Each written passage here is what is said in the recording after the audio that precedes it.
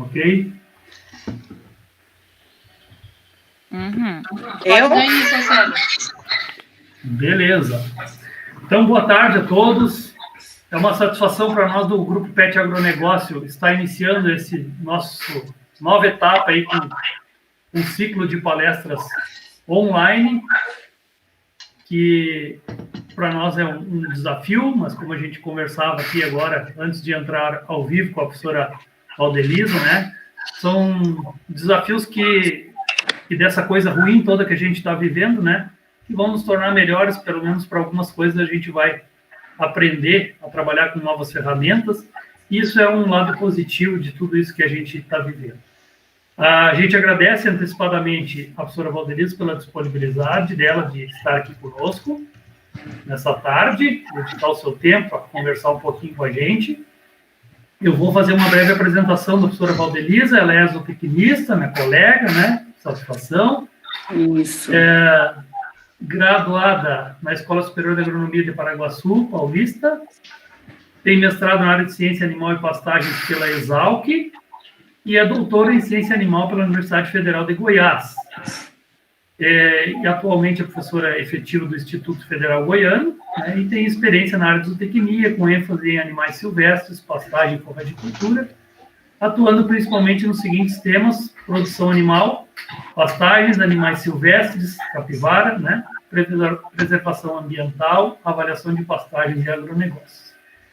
Então, a professora Valdelisa hoje nos traz esse tema, né, cadeias produtivas de animais silvestres.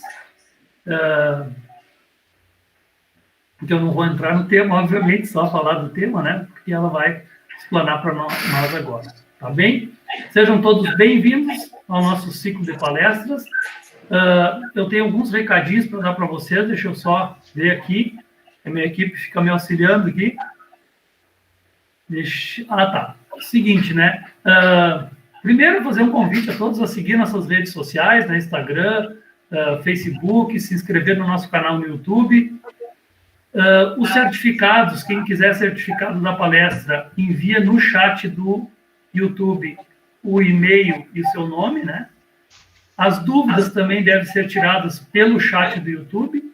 E a gente já deixa o convite, que vai ser reforçado ao final, mas já deixamos o convite para amanhã pelo Instagram. Nós temos uma live dentro desse ciclo de palestras com o pessoal do Território da Carne, tá? Nós estaremos fazendo uma nova chamada ao final.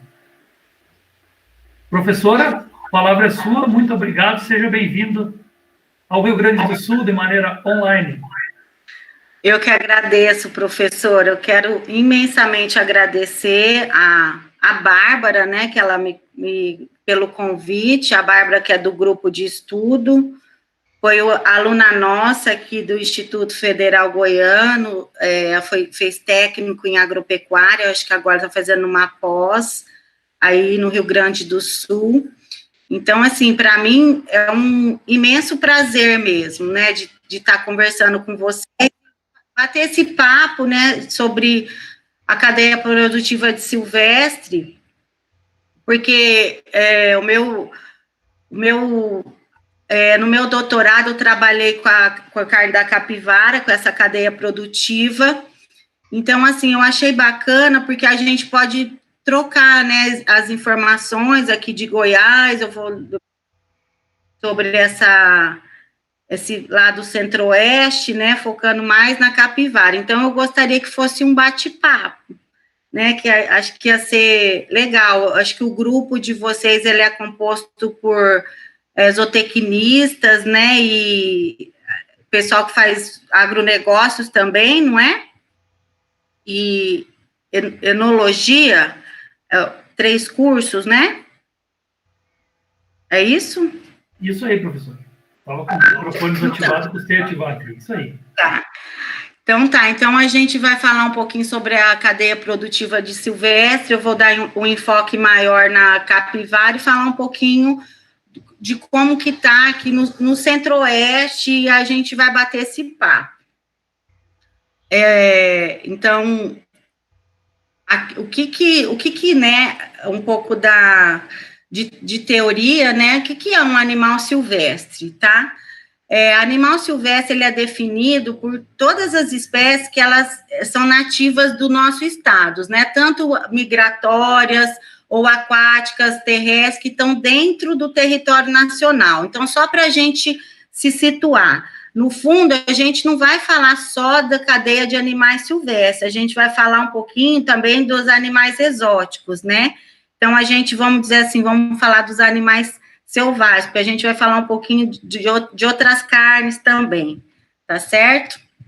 Então, todas as espécies de silvestres, elas podem ser criadas no cativeiro, tá? Então, assim, para venda, reprodução, filhote, para consumir a carne, de maneira legal, desde que é autorizado pelo IBAMA, né? A gente, às vezes, é acostumado a comer essa carne ou ter esses animais, mas muitos desses animais, eles não têm essa autorização do IBAMA, mas a gente vai falar um pouquinho dessa cadeia produtiva do IBAMA. Então, assim, para poder participar bem da cadeia, né, poder negociar os seus produtos, tem que ter autorização do IBAMA. Então, como que se faz isso, né? Como que eu vou me tornar um criatório comercial para poder estar negociando ou reprodução, ou para vender os animais, ou para comer a carne e tal? Então, de uns 4 anos para cá, mais ou menos, antes era tudo feito pelo IBAMA. Aí o IBAMA desmembrou e cada estado, né, cada secretaria do meio ambiente do seu estado ficou responsável por comandar essa parte da cadeia de registrar os criatórios de silvestre, de uma maneira geral. Então, toda a secretaria do meio ambiente do estado. E hoje em dia, ele é todo automatizado, é tudo através de um sistema, né, do site. Todas essas secretarias, elas são interligadas com o IBAMA, né? Então, hoje é praticamente tudo online, né? Então, o sistema chama Cisfauna, tem outros de pássaros, que é o Cispás, né? Então, se você quiser criar pássaros, vamos dizer assim, é um outro sistema, mas para ser um criatório comercial, às vezes, de capivara, de paca, tem que ser nesse Cisfauna. Então, como que eu tenho que fazer? Primeiro, você entra em contato, né, com a Secretaria do Meio Ambiente do seu estado. Aí, cada secretaria hoje tem vamos dizer assim, uma legislação própria, né? Mas esse sistema é único, tá? Que tem que mandar uma carta consulta primeiro, uma carta que você vai falar qual a espécie que você vai querer criar e qual tipo de criatório que você vai querer ter, se é um comercial, se é um científico. Aí o pessoal vai analisar essa carta consulta para ver se você vai poder estar criando esse animal num determinado lugar, né? Então, antes de mais nada, sem gastar, vamos dizer assim, se o IBAMA aprovar, por exemplo, se ele acha que é conveniente criar, vamos dizer assim, jacaré do Pantanal, vamos supor, aí no Rio Grande do Sul, se ele achar que não convém, que pode ter um desequilíbrio, se tiver alguma coisa, ele já veta nessa carta consulta e não continua o processo, tá? Se não, por exemplo, se eu for criar capivara, que é um bicho que geralmente pode ser criado em todo o território nacional, aí eles aprovam essa carta consulta, aí vão fazer um projeto complementar, né, um projeto grande, que ele pode ser assinado por um agrônomo, um zootecnista, um veterinário, um biólogo. Esse projeto que tem que ter várias nuances, né? Na Secretaria do Meio Ambiente tem uma normativa que é para isso. Esse projeto passou, aí eles vão deixar você começar a construção do criatório, tá? E depois o pessoal vai, na parte final, vai fazer uma vistoria técnica para ver se está tudo ok nesse criatório. Aí sim, se tiver tudo certinho, aqui em Ceres a gente teve um criatório de capivaras, né? Quando eu cheguei na escola, na época de 2006, mais ou menos, que eles vêm, olha toda a parte do criatório, aí vai homologar, vai mandar falar que pode vir os animais para poder estar criando, né? Para ser um criatório comercial, tem que pagar uma taxa, e essa taxa, geralmente, é de acordo com o estado. Aqui em Goiás, essa taxa, ela está em R$800, para um criatório comercial, e ela é paga a cada 2 anos. Aí, no Rio Grande do Sul, eu não sei se alguém pode me informar dessa taxa, mas na Secretaria do Meio Ambiente aí do estado do Rio Grande do Sul, eles têm. Então, assim, isso um criatório comercial aqui, tá? Então, o que é uma cadeia produtiva? Quando a Bárbara me convidou para fazer para a gente conversar, né, eu falei assim, vamos falar um pouco de cadeia produtiva, que a gente abrange todos os cursos, né? Então, eu acho que isso é uma coisa bem interessante. Então, cadeia produtiva são todas as atividades articuladas, né? Desde a gente fala porteira para fora, né? Porteira para dentro. É isso que a gente costuma falar, né? Então, da pré-produção até o consumo final ou algum serviço que você vai estar prestando ali. Tá? Então, assim, na pré-produção, seria antes da gente estar começando a parte da criação em si, né? A gente vai saber do crédito, daquilo ali, dos defensivos, dos materiais que vai utilizar. Então, antes da porteira, né, que a gente fala. A produção em si, né, também faz parte da cadeia produtiva, que seria os animais, e animais, vamos dizer assim, silvestres, cada um tem a sua particularidade, né, então é muito... quando a gente vai trabalhar na cadeia produtiva, a gente não tem muita, vamos dizer assim, mão de obra até qualificada para trabalhar nessa área, né? Um tempo atrás teve, aqui em Goiás, teve alguns cursos feitos para os tratadores, mas hoje em dia já está meio complicado, né? Então, e o manejo desses animais também, não se tem muita informação, cria-se, né? Assim, tem estudos, mas ainda não tem muito, como a gente vê que tem de bovino, né? Que são criações muito maiores e abrangentes, que já são estudadas há muito tempo. Eu, por exemplo... Eu entrei na faculdade em 94, e não tinha na minha grade, né, na zootecnia, essa criação de animais silvestres ainda, né? Então, assim, vamos dizer que é relativamente novo, né, essa parte da produção, né? Então, e hoje em dia já se incorporou eu não sei se aí no Rio Grande do Sul vocês têm uma disciplina de animais silvestres, né? Mas em algumas grades da zootecnia hoje já se tem, sendo que na minha época nem tinha ainda, né? E também faz parte da cadeia produtiva depois da porteira que a gente fala, né? Para quem que a gente vai vender, como que nós vamos distribuir o produto, né? Como que vai ser esse processamento, quem que vai consumir, qual que é o meu consumidor, eu preciso conhecer qual que é o perfil deles, né? Porque isso é extremamente importante para a gente trabalhar a cadeia produtiva, né? Eu vou criar capivara, mas tem gente que vai comprar ou não, né? Então, para quem que eu vou vender? Senão, não adianta, né? Então, aqui, ó, por que vamos estudar essa cadeia produtiva? A gente precisa definir ações, né, porque para possibilitar o aproveitamento, né, de oportunidade, a gente precisa identificar onde que estão os gargalos da produção em si, dessa cadeia, para a gente poder trabalhar e ver, né, que atender as deficiências e as demandas do setor, né, no fundo é de qualquer setor esse aí, mas especificamente de silvestre.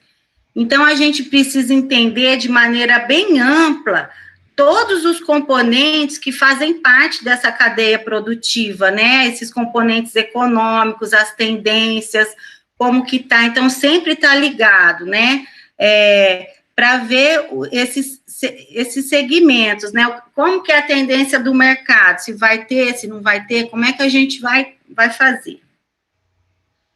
A cadeia de silvestre, geralmente, ela é dividida em duas vertentes, vamos dizer assim, os pets, né, e os animais para abate. Os pets, principalmente os passeriformes, né, que são os pássaros de canto, curió, e os pistacídeos, que a gente fala que são animais de bico torto, né, o papagaio, a arara, né, e uma infinidade. E tem outros de pet, e hoje em dia, assim, é uma gama muito grande de animais silvestres e animais exóticos, vamos dizer assim, selvagens, sendo criados com isso demanda também uma cadeia que já tem clínicas especializadas para isso, né? Formação já específica nesse setor.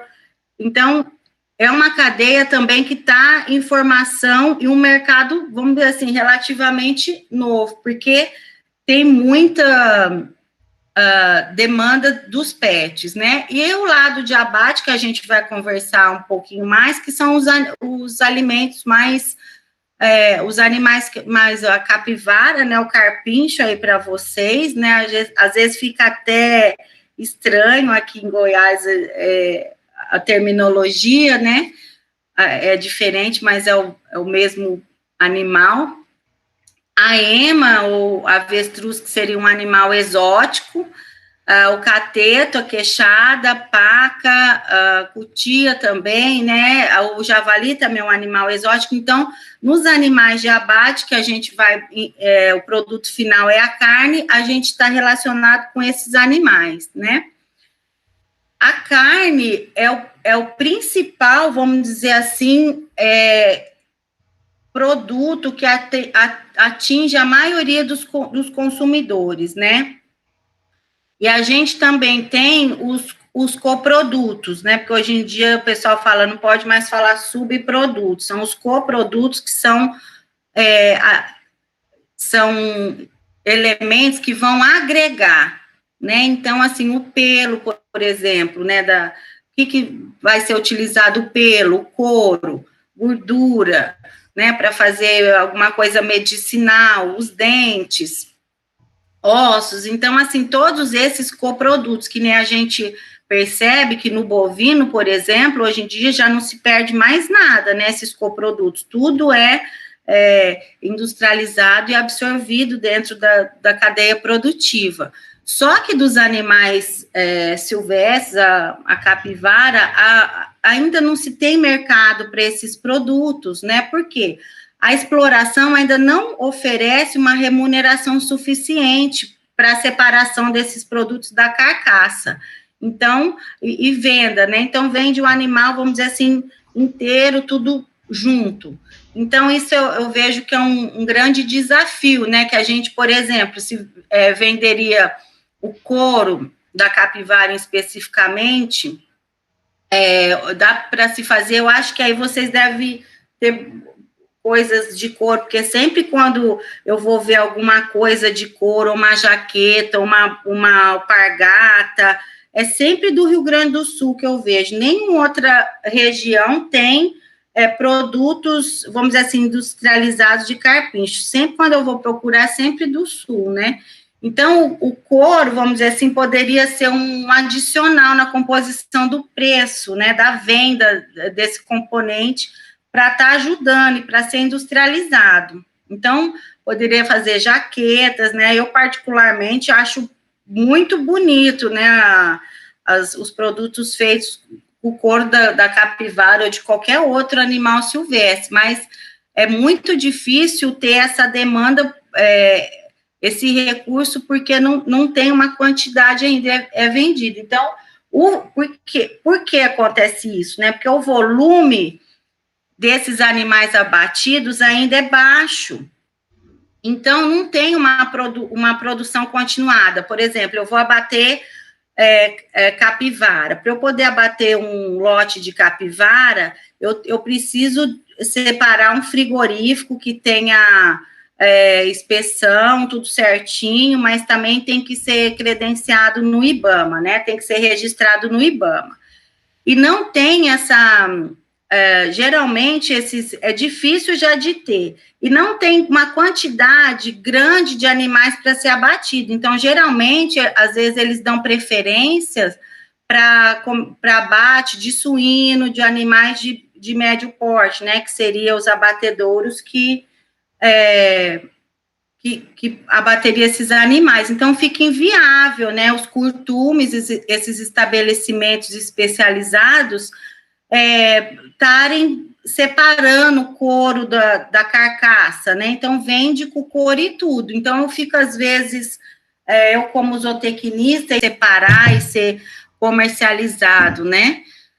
Hoje em dia, eles vendem os animais silvestres, vou falar mais de capivara, tacateta e queixada, a preço de matriz e reprodutor. Aqui está girando em média R$500 cada animal, 500, 600 reais, matrizes e reprodutores. Então, vende esse preço, vende esse preço todo, né? Então, o que a gente viu, né? Se vendesse, por exemplo, o próprio produtor vendesse o seu em cortes, eu fiz uma pesquisa do doutorado, né? A gente fez isso, né? Nesse mercado consumidor, se a gente vendesse os cortes separadamente, renderia muito mais, né? Isso eu acho que é um gargalo. Então, isso aqui já está um pouco... Eu não sei se está defasado, não, mas o que eu vejo assim, está em quatro cortes apenas, né? Quase R$900, sendo que vende a preço de R$500 matriz e reprodutor. Então, eu vejo que isso é um jeito que ainda tem que se trabalhar essa cadeia, né? Uma outra coisa também que eu fiquei angustiada como zootecnista trabalhando, porque eu fico meio pensativa, professora, eu falo assim, como que as pessoas ficam jogando cor da capivara fora, né? Dá para fazer 1001 coisas, eu tentei curtir, não consegui, aí eu pensei em fazer uma pururuca de capivara, de cor da capivara. Porque aqui em Goiânia, eles têm muito barzinho, muito happy hour. Eu falei assim, seria uma possibilidade de venda e não tá jogando fora, né? Aí, o que deu isso aqui?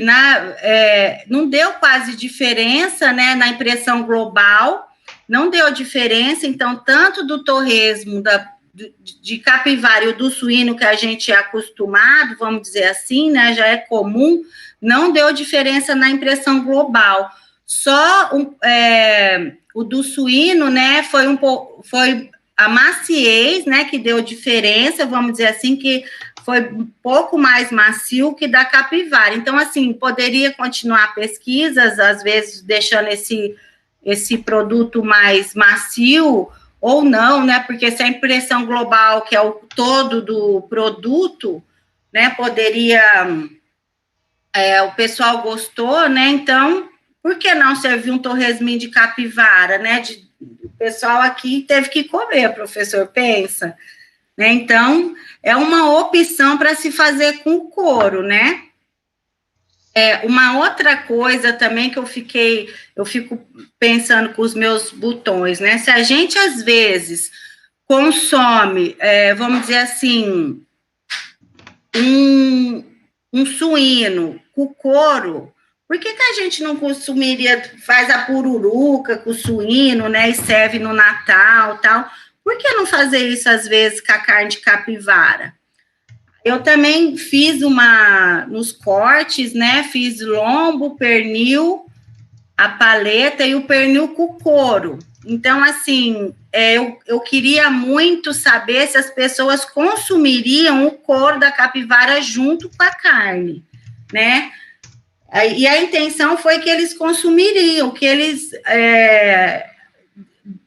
gostaram menos, vamos dizer assim, que deu diferença significativa, foi o pernil, que a gente é acostumado, às vezes por ser mais seco e tal, mas às vezes o pernil com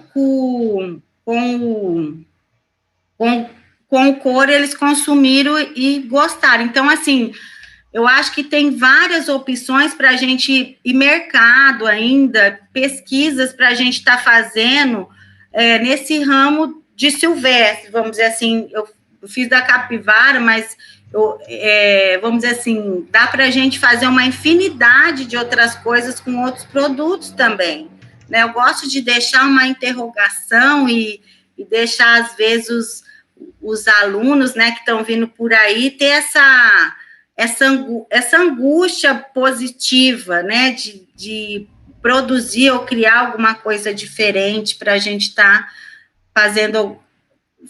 testando as coisas, né? Então, a gente fala da carne de capivara e tal, mas tem também a carne que a gente fala dos exóticos, né, que é o javali e a ema. Essas carnes, na década de 90, principalmente, elas foram vendidas a preço altíssimo, muito alto, né? Mas aí eles teve uma fase que passaram por um período que preço e disponibilidade deu uma queda grande nesses animais, né? E atualmente esse mercado de avestruz e javali, eles estão meio em baixa, né? Não está tendo assim um mercado tão em relação a carnes, vamos dizer assim. Hoje a carne de silvestre está um pouco mais cara, ou até em relação a esses animais, relativamente o mesmo preço, né? Hoje em dia está dando um problema até que grande com a criação de javali. Aí no sul vocês às vezes podem falar até melhor a respeito disso, né? Então, essa parte da carne deu uma baixada no preço desses animais. Aí eu fui para a gente conversar melhor, né? Eu fui dar uma pesquisada no Cerrados Carnes, que é no Porco Feliz, desculpa, que é um grande atacadista, né, que vende carnes exóticas, vamos dizer assim, para a gente ter mais ou menos, em média, os preços, né? Por exemplo, da capivara, está gerando, em média, os cortes a R$108, R$110 os cortes, o cateto também. E uma coisa muito interessante é que, apesar disso, não se encontra essa carne no mercado atualmente, nem de cateto e nem de capivara, né? Isso aí, e esse atacadista é em São Paulo, tá? Então, assim, geralmente, quem que é o grande consumidor dessas são grandes centros, tá? Eu não vou, às vezes, por exemplo, vender uma carne de capivara R$108 aqui no interior de Goiás. Aqui, geralmente, o pessoal, eles não comprariam, né? Mas, assim, em grandes centros, São Paulo, principalmente, Rio de Janeiro, essa carne é bastante consumida. Eu não sei se dá para ver bem por aí, né? Mas a paca, por exemplo, está em média R$340, né? Então, eles estão vendendo hoje em dia já os cortes da paca, né? Então, como vende os cortes, não tem o animal inteiro mais, é difícil se encontrar. O tia também está meio difícil, e o jacaré, que é mais comum, R$340. É só para a gente ter uma ideia desse comércio, como que tá e como que funciona, né? Eu acho isso importante, porque às vezes a gente fala assim, eu não compraria, você não acha para comprar. A carne dos exóticos, como eu comentei, que na década de 90 era caríssima, né? Era um boom, eu não sei, o pessoal, hoje em dia já está bem mais baixa, né? Do avestruz em bife, R$52,80, e do javali, em média, R$90, né? Tem de 78, vai depender do corte, até quase R$100, 99,80. Então, só para a gente ter uma noção de como que está esse mercado de carnes, né? E a gente tem um problema muito grande com esse mercado, que é a caça, né? É uma coisa que aqui, por exemplo, em Goiás, a gente tem essa maneira extrativista, né? Então, isso é uma coisa que atrapalha muito, né? Então, eles pegam mais essa carne de caça, tem o costume, né? Só que esse problema é que a sangria é inadequada, né? Então, sempre piora essas condições microbiológicas da carne, mas as pessoas ainda, vamos dizer assim, a grande maioria consome carne de silvestre através da paca, da caça. A paca, né, que coloquei uma foto de um preparo de carne de paca, que ela é bastante consumida também na caça, fala-se que a paca é a rainha das carnes, né, que é a mais saborosa, então esses consumidores, eles gostam muito desse tipo de animal. Então, esse abate clandestino, ele não é bacana, né, porque é a maior, apesar de ser a maior parte dos abates, né, ele tem geralmente o pessoal caça aí, eu não sei como que é a caça aí, né, mas aqui eles vão, geralmente eles vão, caçam, eles tiram, né, aí espera o animal boiar e limpa ali do lado mesmo. Então, assim, a parte microbiológica do animal já está afetada, então não faz a sangria adequada, tem alteração na cor, então tudo isso diminui a qualidade dessa carne, né? Então, a vida útil de prateleira também. Aí, e como ela é abatida nessa parte de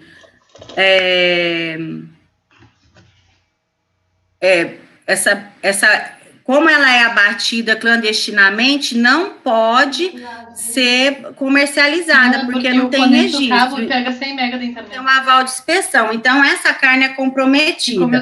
Depois a gente vai falar da cadeia produtiva. Pega o que está no Wi-Fi. Goiás, aí a gente vai falar total, como que está o abate, os criadouros aqui, tá?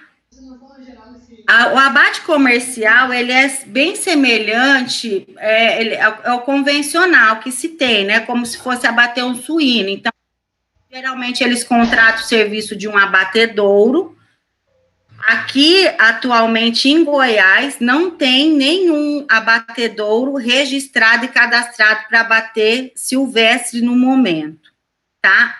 Antes tinha um em Jataí aqui, mas depois não se pode ter, né? Então, não se tem mais, então não se pode ter esse abate, né, para poder vender. O que às vezes os consumidores, quem compra o lote dos animais e levam às vezes para São Paulo, porque como os grandes mercados estão lá, leva os animais vivos para lá e faz o abate lá e vende por lá, tá?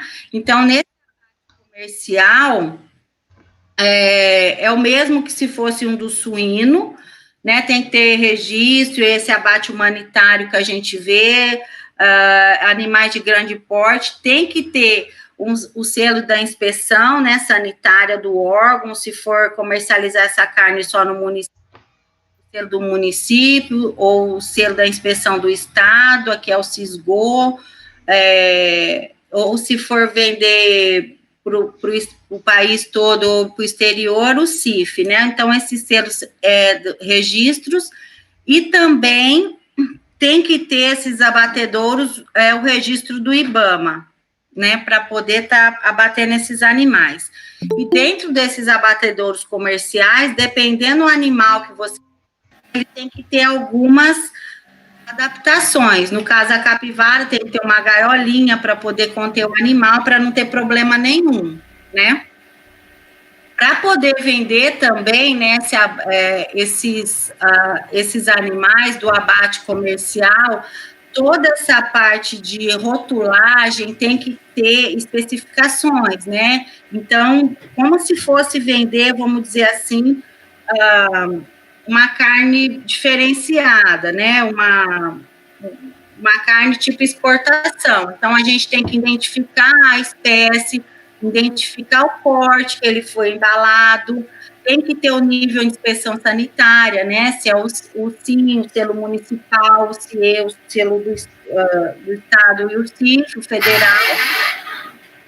Tem que também ter a identificação do abatedouro e também o número do registro junto ao IBAMA. Tudo isso tem que conter dentro do rótulo de uma carne de um animal silvestre. Essa aí eu peguei na internet, a foto. Uma outra coisa bastante importante é que todos os comércios que eles vão vender essa carne, ou vão, os pets, ele também, todos os estabelecimentos que vão comercializar animais silvestres também tem que ter registro no IBAMA, tá? Então, por exemplo, se uma churrascaria vai vender uma carne de silvestre, ela tem que estar lá numa plaquinha, um registro autorizado a vender essa carne, né? Então, isso é uma coisa que também tem que se ter. Tem um grande, o Cerrados Carnes, né, que é um grande, vamos dizer assim, ele comercializa no varejo as carnes de carnes exóticas, vamos dizer assim, porque ele vende vários tipos de carne, ele está concentrado em São Paulo, na capital, né, e eles compram esses Cerrados Carnes de diversos criatórios de vários estados, né? Então, antes eles vinham aqui em Goiás, comprava as capivaras, vamos dizer assim, e levava, né? E esses Cerrados Carnes é que vende para 70% dos restaurantes de São Paulo, Rio de Janeiro e Curitiba. Então, ele que faz essa demanda. Atualmente, a carne de capivara, ela, como a gente viu naquela tabelinha de preço, ela não está sendo nem encontrada. Apesar da gente ver tanta capivara por aí, né? Mas se as pessoas lá de São Paulo quiserem num restaurante grão, fino, e comer uma capivarinha, eles não conseguem, porque não se tem, né? Então, isso é uma coisa muito complicada. Mas os cortes que eles comercializados da capivara, que eles comercializavam, era o pernil, a paleta, a costela, a copa-lombo, o carré francês, o filé. Então, disso aí varia no varejo de R$ 63,00 a R$ 99,00, tá? Aqui os cortes de capivara, né, o carré, a paleta, né, que é a parte dianteira, pernil, que a gente é acostumado a costela, e o carré, esses são os cortes mais básicos, né, esse carré é aquela parte da costelinha que vem com o ossinho, né, pra gente, vamos dizer assim, pegar. Isso é uma coisa importante da gente ir percebendo que os cortes, eles são diferenciados para a gente ver o público que a gente vai vender e onde que a gente vai obter esse tipo de produto, né? O jacaré também, ele é um animal que ele aproveita praticamente tudo hoje em dia, então tem vários cortes também do jacaré, né? Então, tem filé da cauda, filé do lombo, tem as esquinhas, né? Que são as rebarbas. Então, tem vários tipos de cortes funcionais também do jacaré. Então, assim, é importante a gente saber aonde que a gente vai vender o nosso produto, né? Então, onde que a gente encontra? Hotéis fazenda, que é um chamariz, né, para ter esse tipo de produto, supermercados de grandes redes, né, Pão de Açúcar, Carrefour. Então, assim, supermercados de elite, em restaurantes e churrascarias também, que tem carnes diferenciadas. Você vai comer uma carne de javali, uma carne de capivara. Então, assim, são lugares mais sofisticados, né, que a gente fala até que são boutiques de carne. A gente não vai encontrar uma carne de silvestre toda legalizada, né, que nem a gente está comentando, pendurada, que nem a gente encontra, às vezes, o bovino. Né? Então, são em boutiques de carne, são lugares mais, vamos dizer assim, sofisticados, tá? E quem que como que é o perfil das pessoas que consomem essa carne, né? Geralmente são homens, né? São homens que compram esse produto, que a gente viu que não é barato, né? Vamos dizer assim, R$108 um corte, 1 quilo de carne de capivara, não é todo dia que a gente pode comer, né? Então, são homens que, o que acontece? Que às vezes cozinham ocasionalmente e querem fazer um prato diferenciado, né? Então, isso é uma coisa também. E geralmente, homens é uma coisa importante, né, da gente conhecer, eles não são pessoas de ficar pechinchando, né? Não é que nem mulher que vai comprar, fica pechinchando sapato e leva um monte. Homem não, ele vai, escolhe, compra aquele e tá certo. Então, assim, isso é uma coisa importante da gente conhecer o perfil para quem a gente vai vender, né? Então, dentro dessas lojas, dessas boutiques, às vezes eles já têm um vinho que combina com a carne, mais sofisticado também, que aí ele vai levar, tem as receitas para ele poder estar preparando com as ervas. Então, já vem todo esse know-how para poder servir esses consumidores. Então, isso é muito importante para a gente conhecer esses consumidores, né? E como que é também o perfil dos criadores, né? Então, assim, esse perfil, conforme vocês vão até poder me falar se no Rio Grande do Sul é diferente, mas aqui do Centro-Oeste eu pude observar que são geralmente ex-caçadores, né, que eles criam animais, às vezes, para consumo próprio, ou para fazer um churrasco, ou para dar de presente para alguém. Geralmente são criadores que não vão querer a renda desses animais, né, eles têm uma outra renda na propriedade, isso aí vamos dizer assim, eles criam como um hobby, né, então isso é uma coisa importante da gente falar sobre isso, porque a parte burocrática é muito grande, e essas pessoas, eles criam, vamos dizer assim, e cada instalações dessa parte de criação, de produção de silvestre, as instalações são caras, né?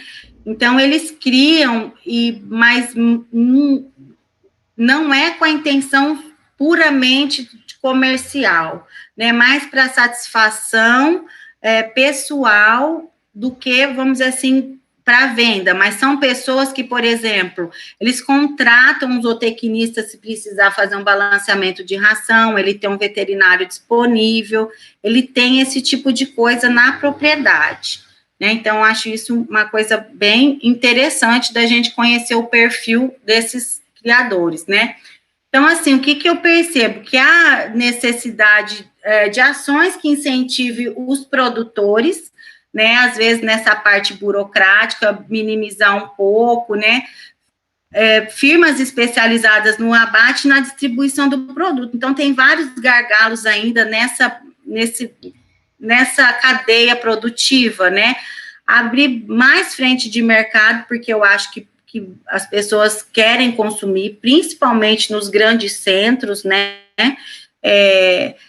E até no exterior, né? Então, isso é uma coisa muito importante, porque as pessoas, hoje em dia, elas associam muito essa parte de qualidade do alimento e bem-estar do animal, e eles veem o silvestre como um animal que tem um bem-estar diferente, né? Que é uma carne, vamos dizer assim, melhor, não está melhorada, tal, não tem hormônio, então tem tudo esse tipo de coisa. Então, seria uma coisa bem interessante da gente estar estudando.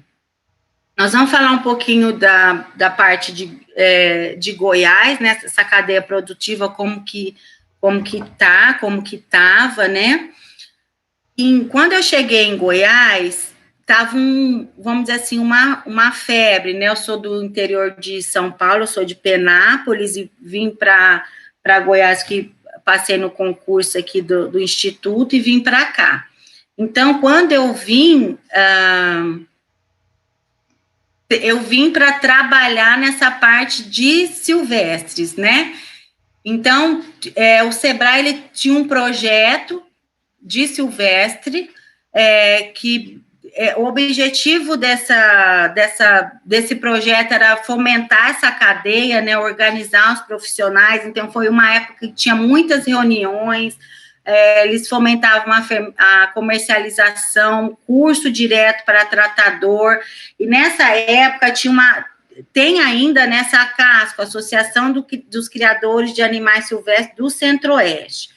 Tinha 55 criatórios e 39 participavam dessa associação. Então, foi um boom muito grande, né? Tanto é que eu passei no concurso e vim trabalhar com capivaras, né? Tanto é que meu mestrado foi em pastagem, depois eu fui trabalhar com capivara, né? Assim, o que eu achei muito bacana também.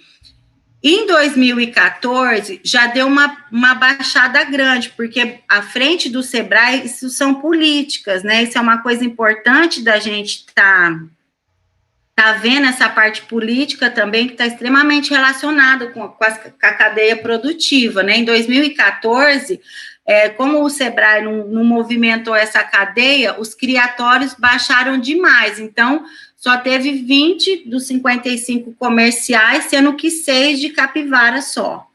Né? Então, isso foi uma grande queda, né, nesses criatórios. Até o de Ceres foi fechado também, né, pela parte burocrática e por várias dificuldades, né.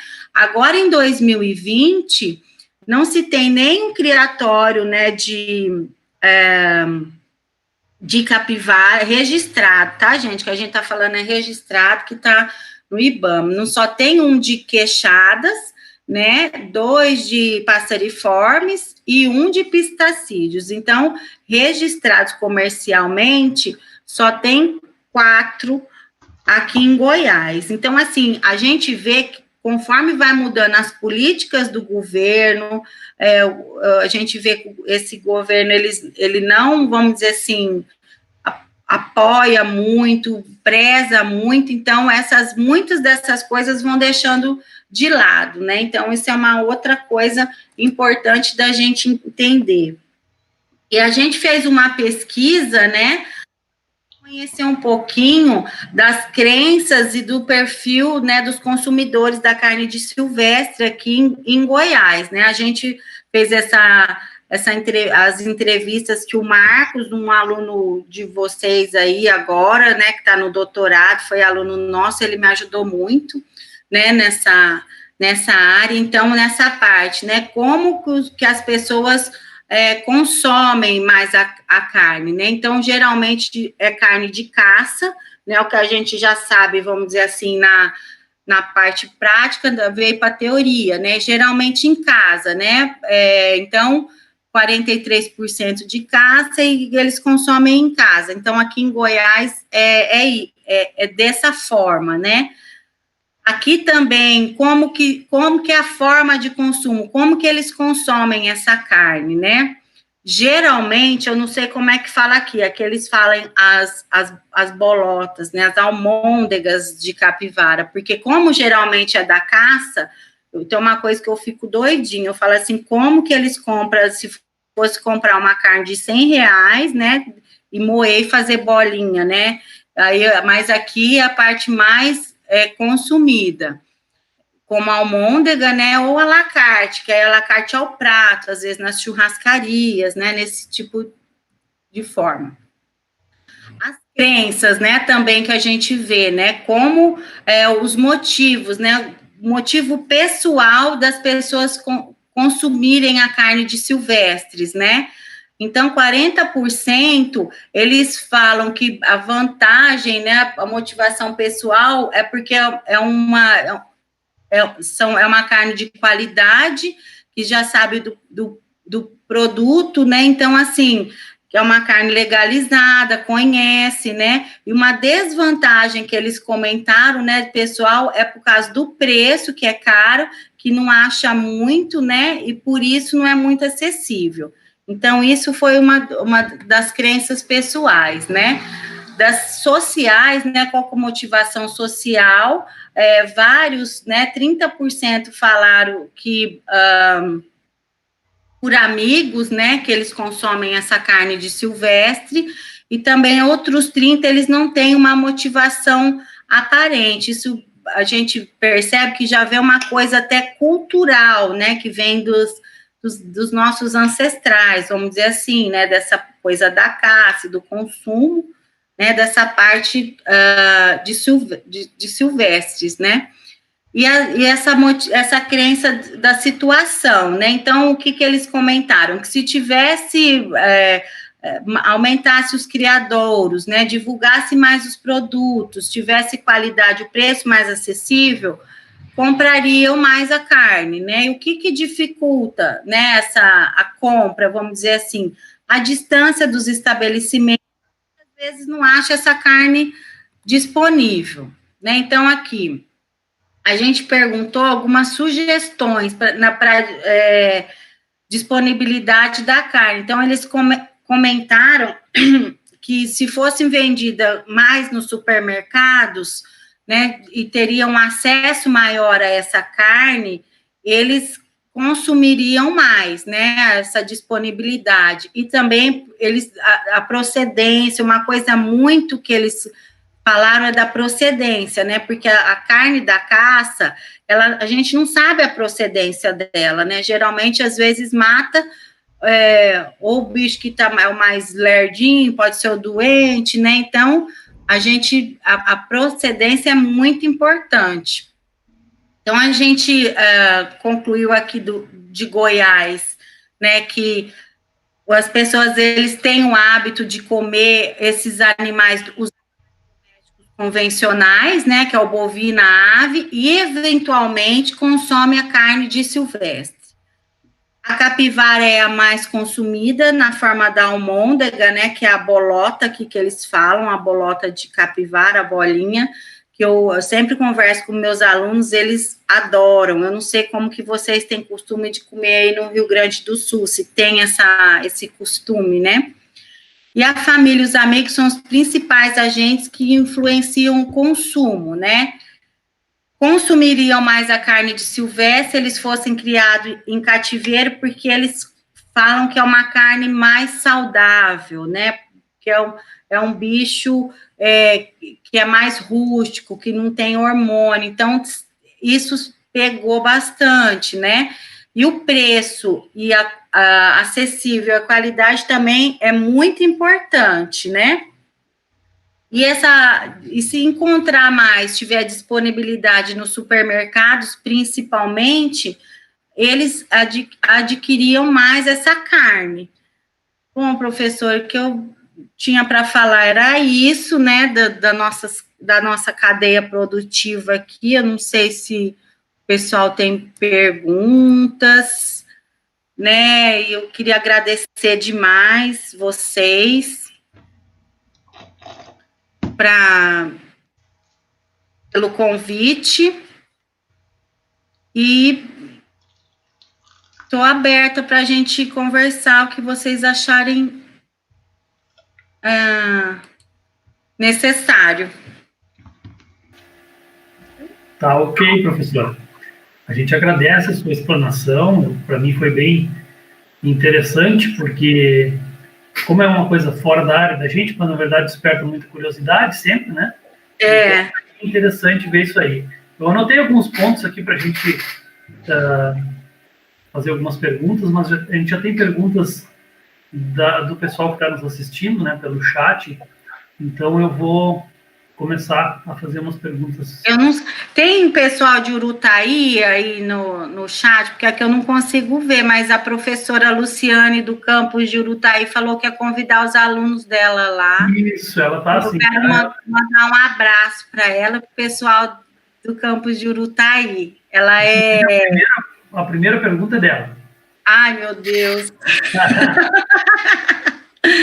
Ela pergunta assim, ó, primeiro, ela tem mais umas perguntas depois, mas ela pergunta assim, quantos criadores de capivara existem em Goiás? Atualmente, não tem nenhum legalizado, não tem nenhum. Eu fiz, para ser bem sincera, eu fiz questão de ligar no IBAMA aqui, eu liguei no de Brasília, e está meio confuso, tanto é que até o site do IBAMA está em reforma, porque eles estão modificando muita coisa nesse governo.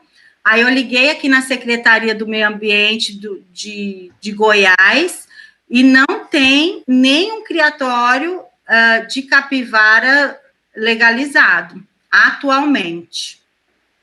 Infelizmente, né? Uhum.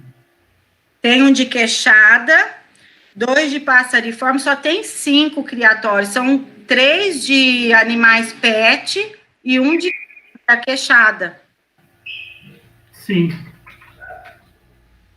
Professora, outra pergunta é da Natália Farias de Souza, que ela pergunta, dessas espécies mais comuns, dentro dos silvestres, já se tem uma noção dos cortes primários ou comerciais?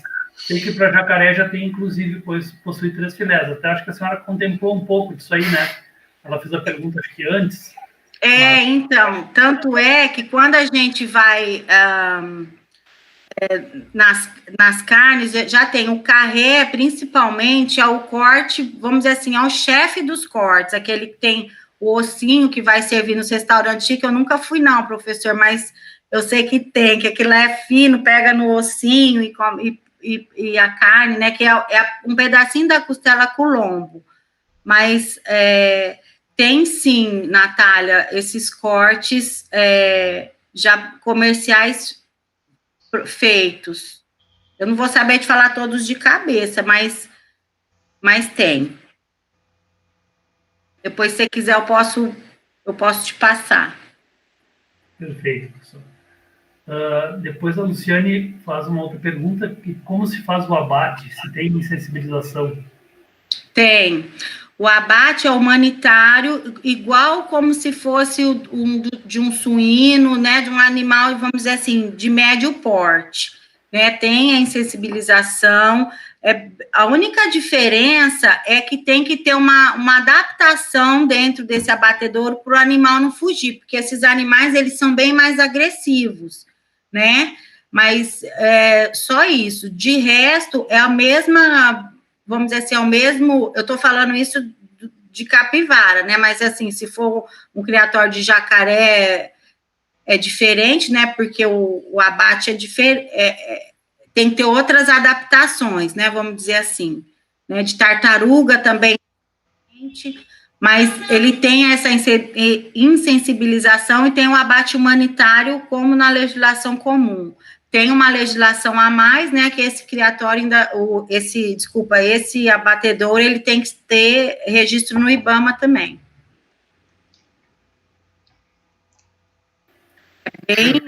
Tudo tem que ter essas especificações, né?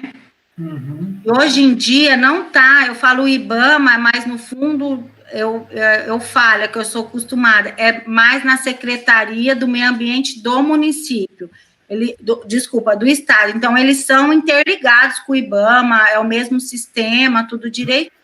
mas hoje em dia na Secretaria do Estado.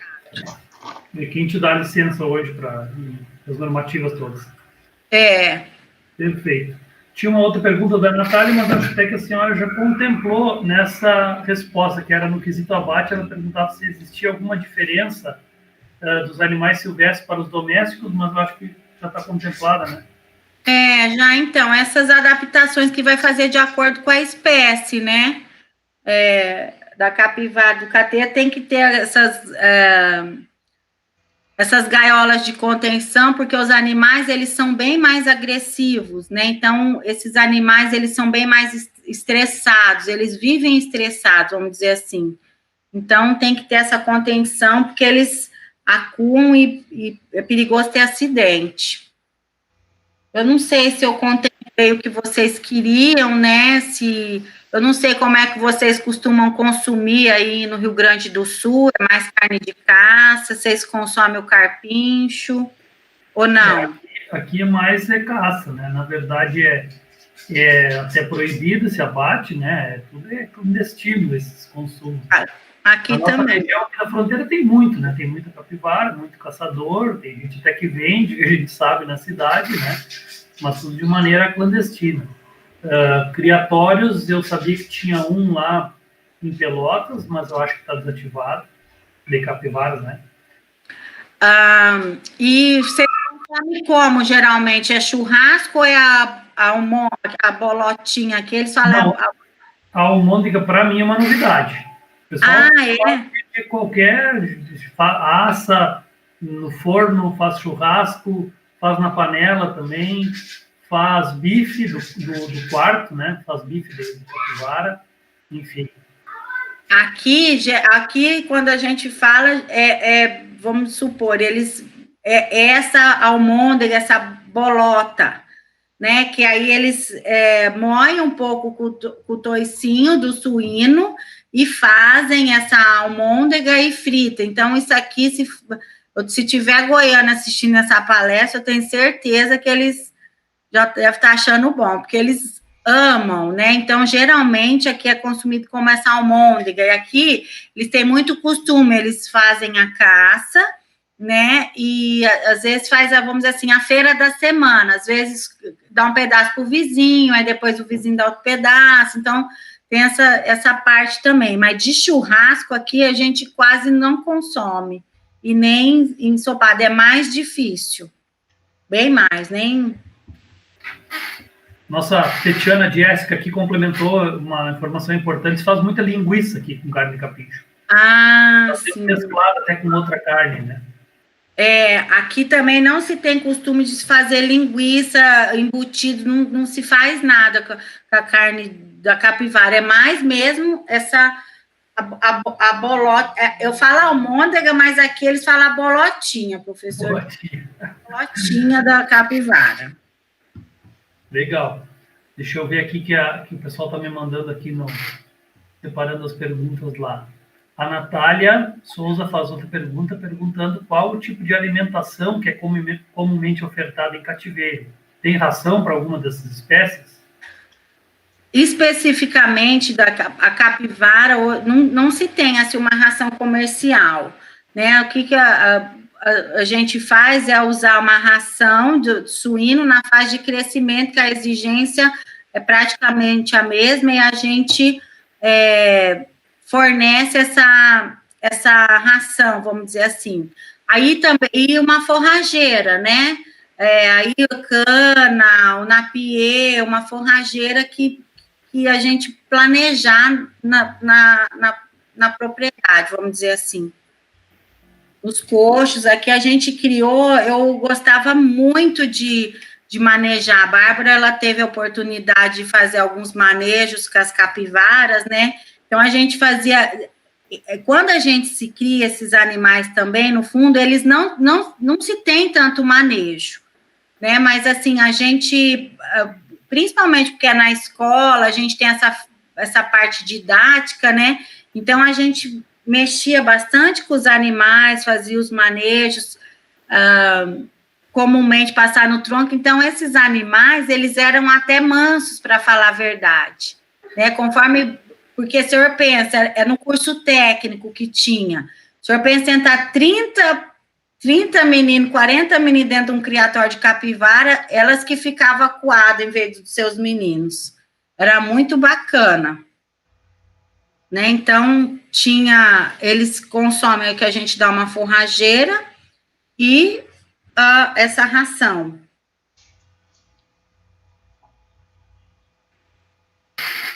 Perfeito. Estou administrando o filho aqui. Tá tudo certo. Ainda. Ai, que figura. Mas é isso. Deixa eu ver aqui, parece que tem mais perguntas aqui. A Natália pergunta também qual o tempo de duração do ciclo de produção das principais espécies, capivara, ema, jacaré.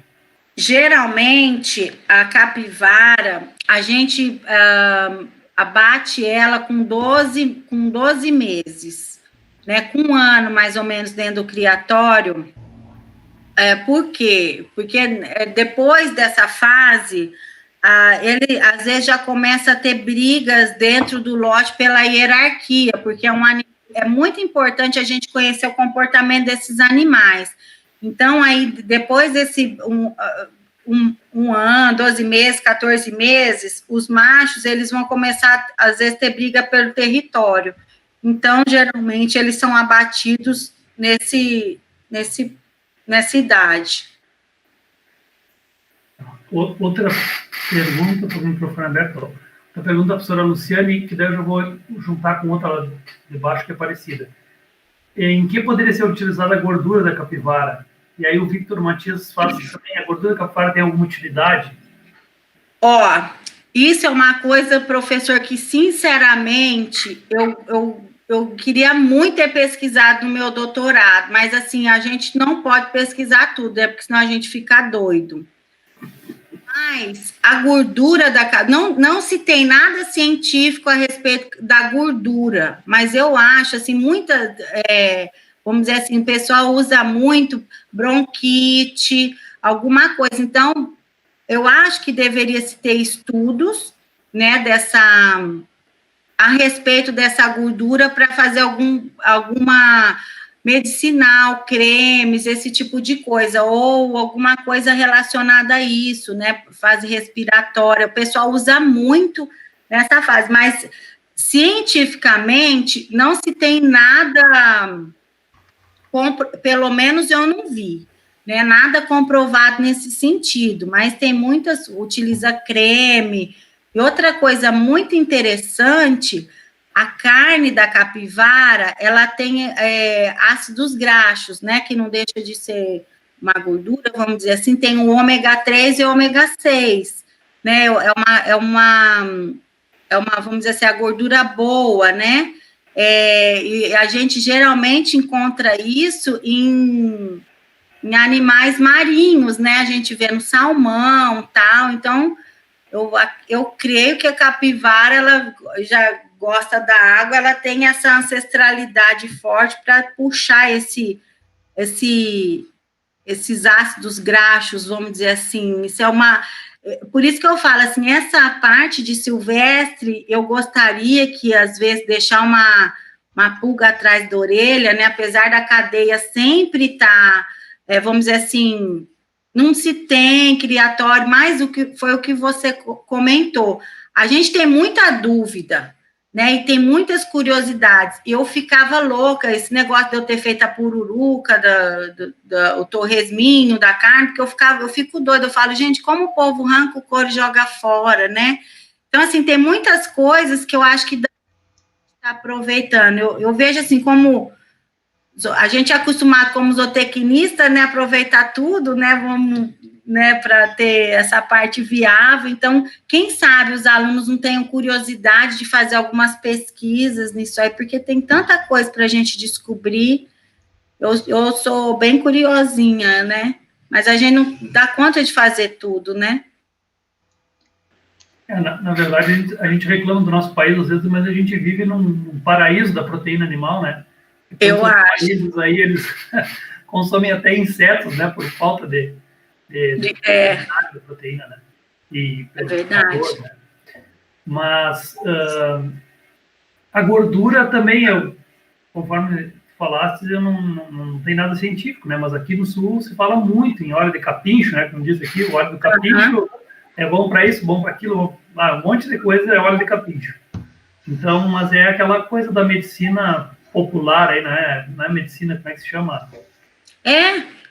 Mas enfim, fugiu. É popular, é empírica, né? Mas que eu acredito que também tem a sabedoria, né? Então, eu acho que a gente... Claro.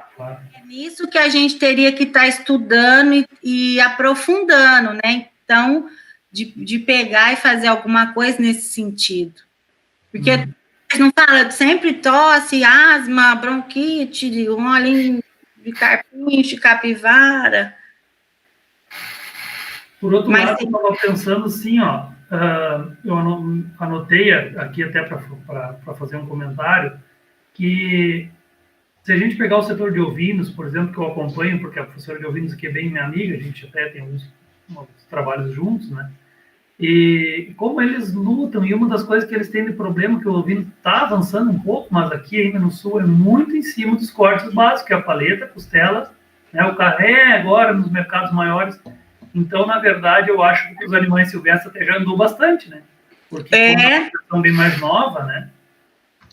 E uma... Pode falar. Mas o que eu vejo é porque o consumidor é diferente. O consumidor, ele é mais... Geralmente, quem compra essas carnes... Por isso que os cortes, eles são mais, vamos dizer assim, detalhados. Porque são... E é caro. Eu acho que é uma carne bem cara, né? Se a gente for ver bem, né? Em comparação às outras... o consumidor que vai fazer essa carne, ele paga o preço. É por isso que eu acho que já tem esse mercado diferenciado dos cortes, né? Paga. A paca, um bichinho pequeno, já está todo cortadinho, né? Nem acha a paca inteira mais para comprar no mercado, vamos dizer assim. Sim. Professora, eu vou fazer mais 2 perguntas para não tomar também muito seu tempo, né? E também para quem está assistindo, acho que a gente está num tempo bem razoável, bom. Né? Tem uma pergunta do Victor Matias, que ele pergunta qual o tempo de desmame dos filhotes de capivara.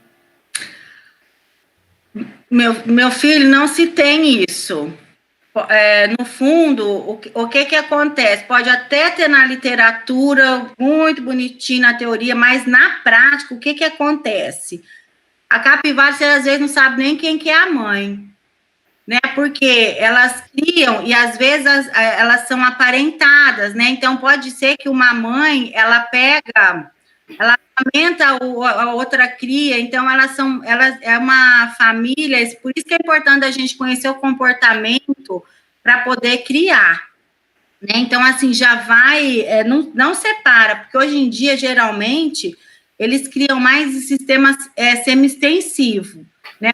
Extensivo já se viu que ele não funciona, né? De fazer esse aparta e separa, tal, não tem. Então, assim, geralmente elas são criadas juntas, né, para ter essa parte de como o ambiente dela, como se estivesse na natureza, né, então tem que ter a área de água, a área de mata, tudo dentro do criatório.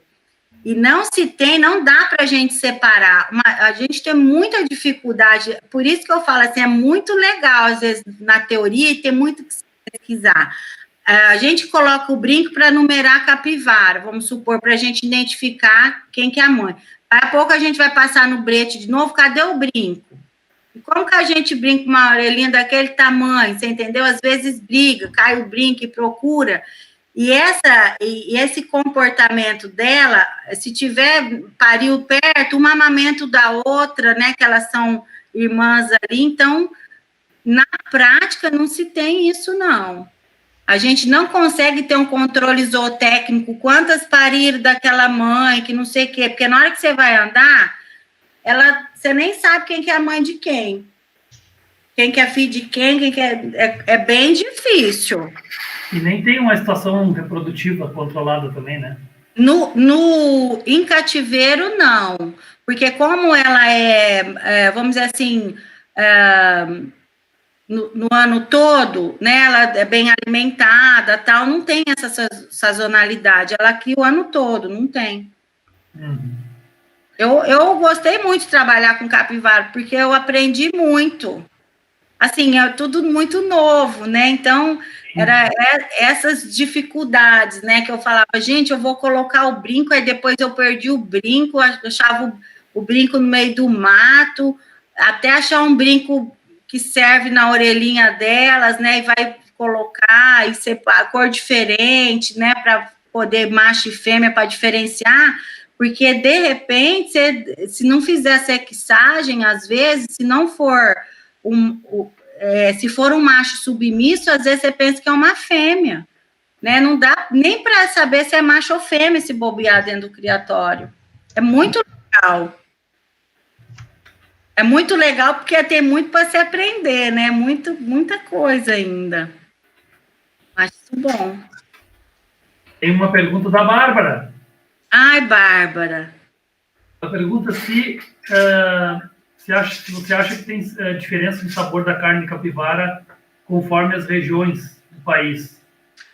Porque ela disse que ela percebeu diferença no consumo das carnes consumidas em Goiás e aqui no Rio Grande do Sul.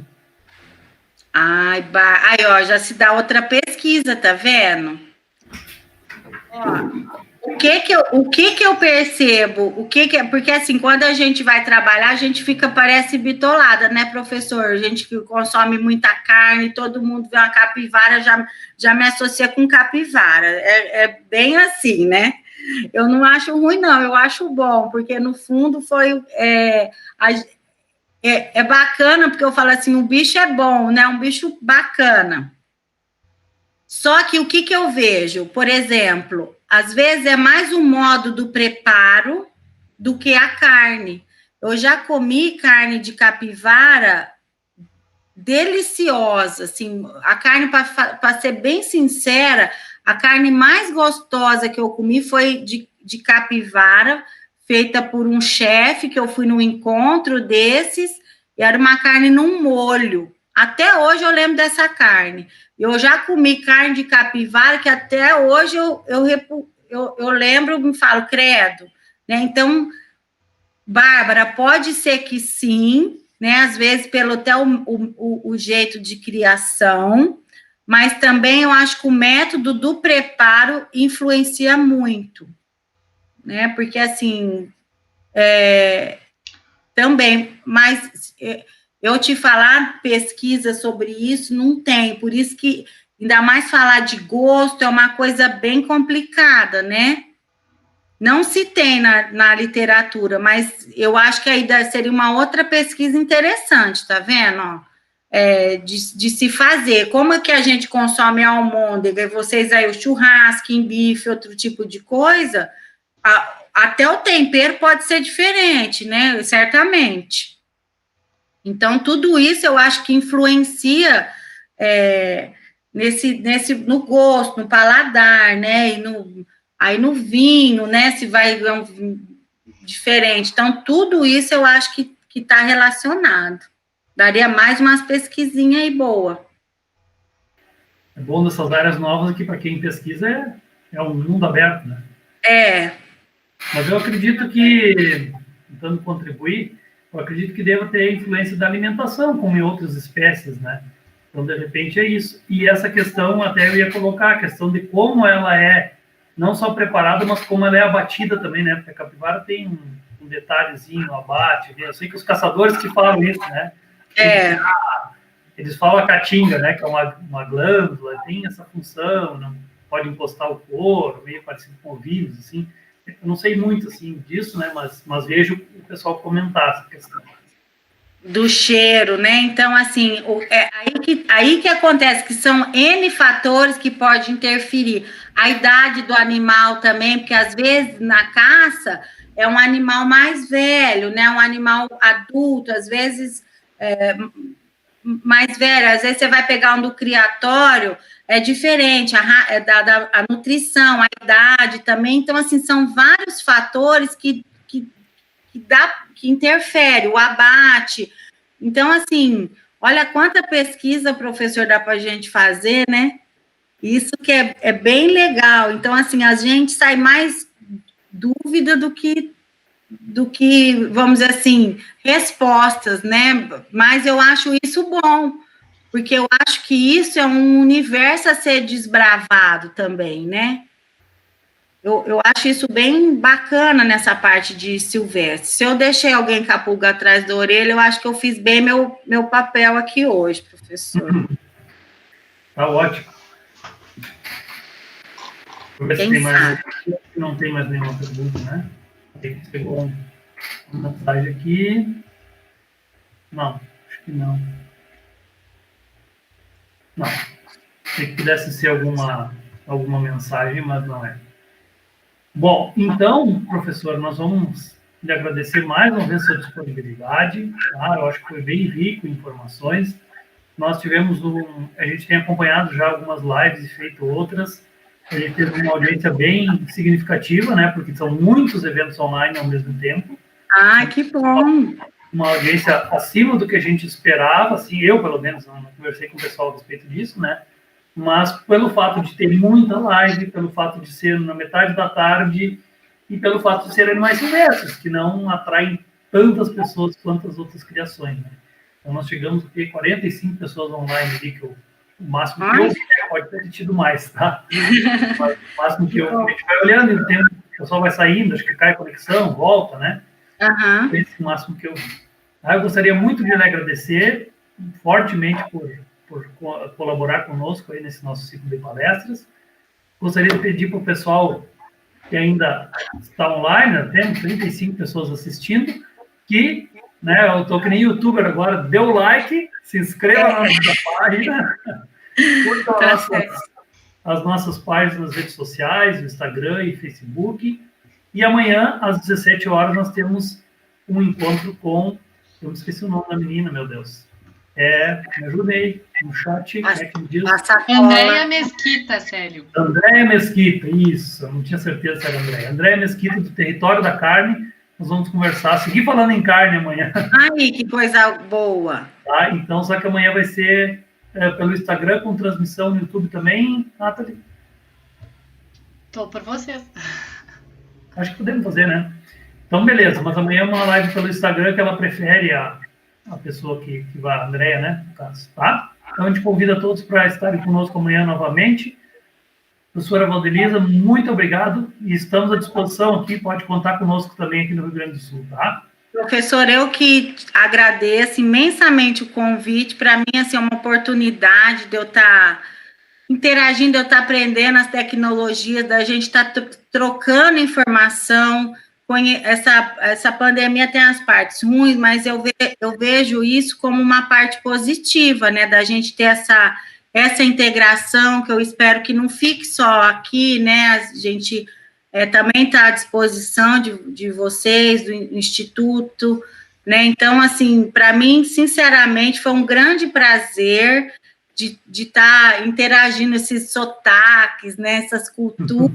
Eu acho isso uma coisa maravilhosa, né? Então, agradeço as pessoas que assistiram, né?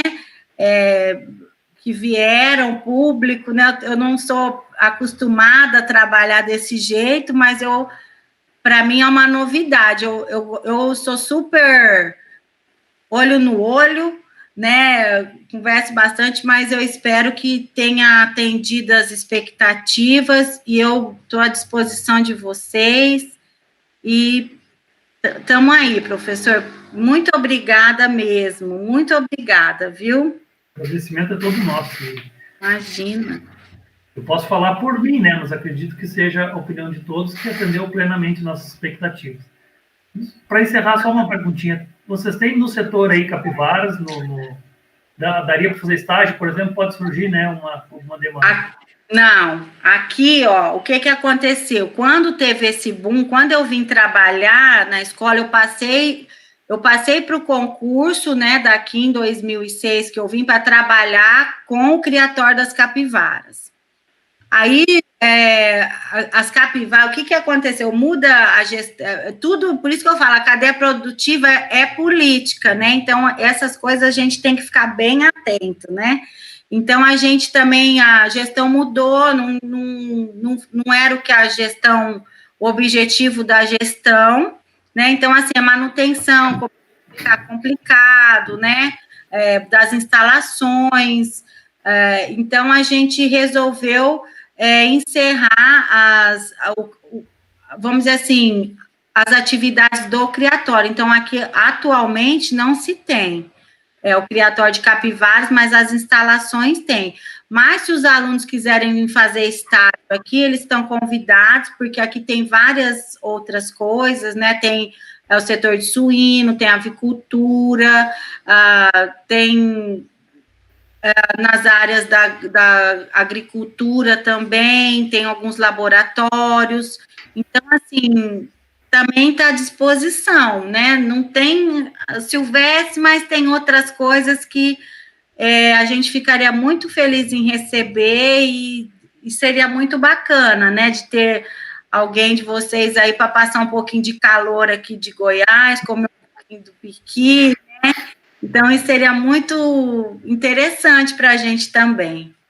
Aqui a escola é bem grande, professor. Aqui o Instituto Federal começou em 2006, mas aqui teve início numa escola agrotécnica, né? Então, a estrutura que a gente tem, ela é bem bacana, né? Eu não sei como que é, mas a gente tem até um abatedouro dentro da escola, né? Tem a suíno, que é bem estruturada, tem uma ecoterapia, então, a bovino, né? Então, assim, tem instalações que veio de escola agrotécnica do passar do tempo, né? Então, tem muita coisa bacana aqui, né, para mexer. Não é perfeito, mas eu falo, não é o ideal, mas é o real, né? Então, é o que tem. E é bom, assim, eu acho bacana, que aí a gente vai ter criatividade, né? Porque a gente estuda uma coisa e quer o ideal, mas a gente vai na propriedade e tem o real, né? É por isso que a gente tem que ser bom, né? Eu acho que o bom profissional é esse, que vai adaptar o ideal para o real, que vai fazer o melhor naquela situação. Beleza. Nós aqui, nós pegamos, saímos do zero e estamos um pouquinho acima do zero em termos de Isso é bom. Essa oportunidade de pegar uma carona numa escola é ótima, nós não tivemos essa possibilidade. Mas a gente começou em 2006 também, né? Então mas aí, se qualquer coisa, vocês vêm para cá, aproveita daqui que a gente está à disposição, tá bom? Fica o recado. Obrigada, viu? Um recadinho aqui. Tá. O pessoal está dizendo que o vídeo vai ficar disponível, então, tá, pessoal? No nosso canal do YouTube, quem perdeu alguma parte ou quiser